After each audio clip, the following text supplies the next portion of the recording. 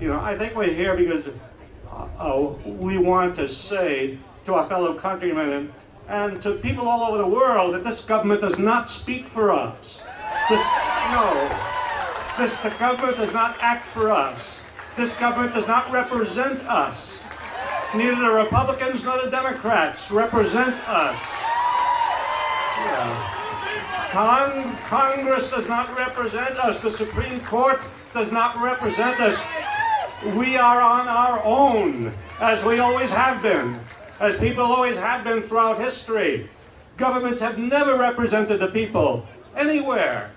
Governments have always represented privilege and power, and we are seeing the epitome of that now in Washington. And it has always been up to the people themselves when they wanted to secure peace and justice to work and act and struggle for it, and that's what we are doing today.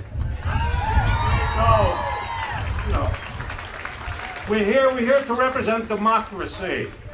The democracy, well, look, if you want to know what democracy is, read the Declaration of Independence.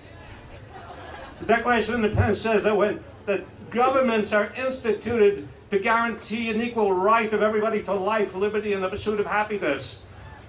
And when governments become destructive of those ends, then it is the right of the people to alter or abolish the government. You see?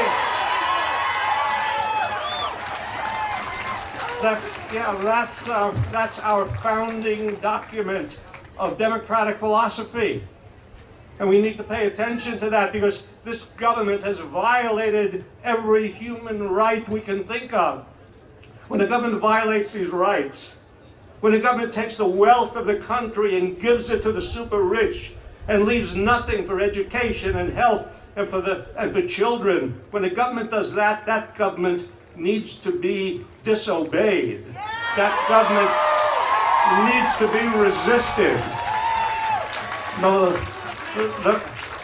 the power of governments depends on the obedience of people. When people start disobeying, the power of the government begins to fall. This is we have to reject the language, this war language of the government, nation building. The first nation we need to build is ourselves.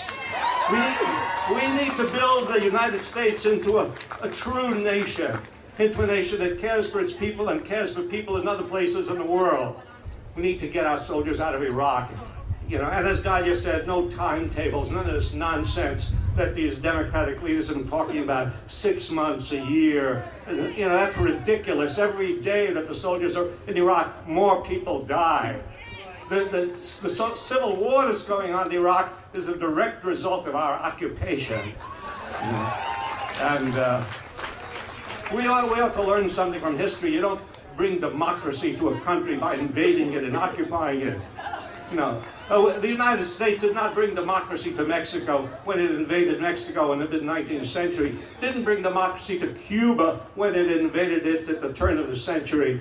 Didn't bring democracy to the Philippines or to all those countries in Central America where U.S. Marines went into Central America. We didn't bring democracy to those places. We didn't bring democracy to Vietnam. We didn't bring democracy to Iraq. Not listen to that language, the language worried about terrorism. You can't have a war on terrorism. War is terrorism.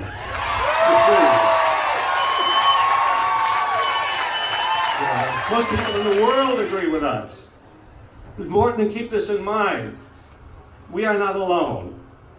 That's why we're here together today. We are not alone.